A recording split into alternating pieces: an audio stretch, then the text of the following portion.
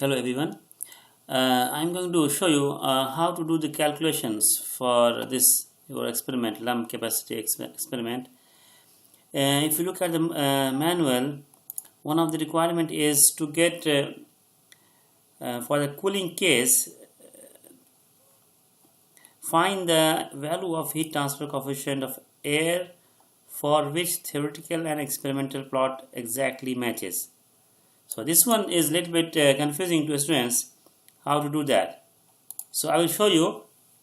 This is your experimental data. See, the time is given in minute.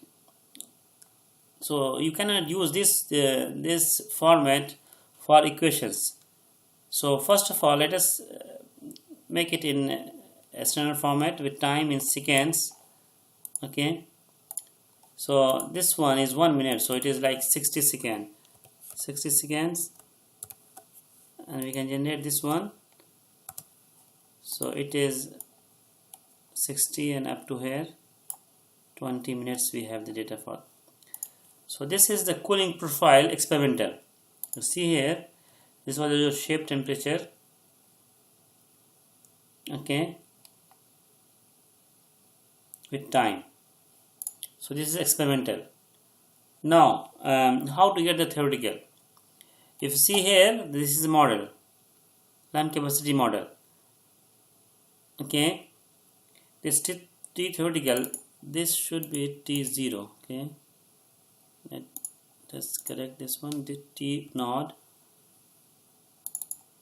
Okay, so T theoretical can be calculated by T naught. T naught is the initial temperature, which is here. Initial temperature at T equal to 0 is 52.4. This is 52.4 T0. Okay, T infinity is the final temperature. It will go to the air temperature, which it is showing here. I have calculated the average. So 18.6 is the T infinity. The properties of the sphere is given here: diameter, the area, the volume, the Cp, and now H is the convection heat transfer coefficient of convection medium, which was air. We have to calculate them using the lump capacity model. So since the heat transfer coefficient of air is very small, H, so Biot number is expected to be very small, HL by K. So we expect that, this is the experimental, the theoretical heat transfer, the profile, temperature profile versus time should match exactly with the experimental.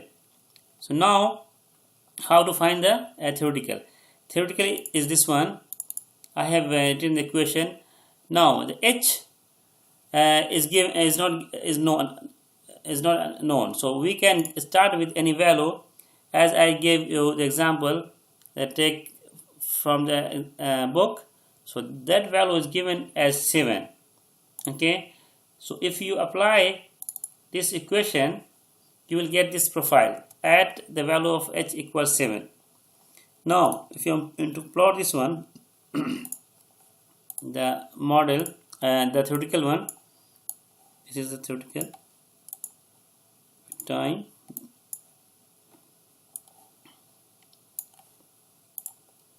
Okay, this is, you can say, T theoretical.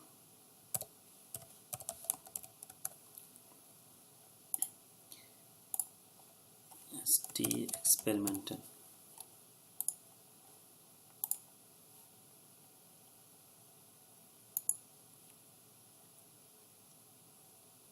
Legends. Okay, so here you see T experimental and T theoretical.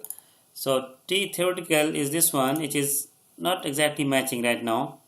We should plot this one as line. This is this equation model. So right now you see this is above and this is above, so it is not that sharp when we assume this H equal to 7. So now, assuming that there should not be any error between the temperature theoretical and temperature profile of theoretical and experimental, we whatever the difference is coming now, it is due to the not the value of H, which is not exactly as it should be at our lab condition. Okay, so what we do, we change this one, see how it is going closer or far. So if you make 4, is going further far, so it means we need to increase.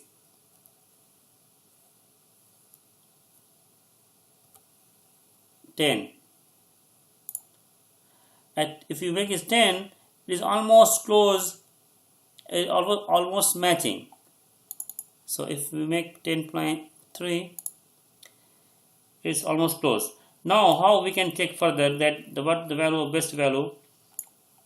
What we can do, we can, this is matching is by looking, okay, by observation, but we can exactly calculate the error between experimental and between theoretical and experimental. So let's say we find the absolute error. Okay, this is okay, and percentage.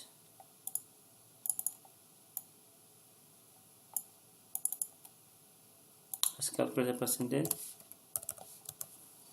Okay, 0.08, this is very close.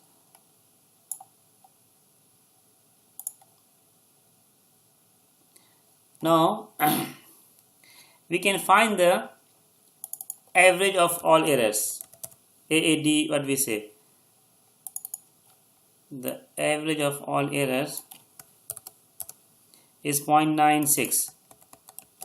So now, not only looking at the graph, we can also see this value, and we can minimize this one to have the best fit and best value of H.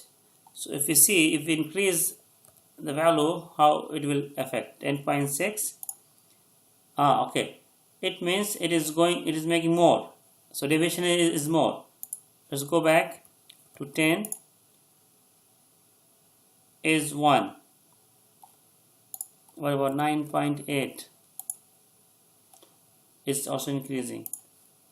10.2. Okay, 0.97, then 10.4. So this is the best. If we increase more, we make 10.6. This is increasing. So hopefully it is around 10.3, which is giving you the minimum error between theoretical and experimental, and by visual we can see that T theoretical and T experimental is almost close. So now you can say that at our experimental condition which we performed in lab, the lamp capacity experiment, the heat transfer coefficient of air in the lab was 10.3 watt per meter square per second. Okay.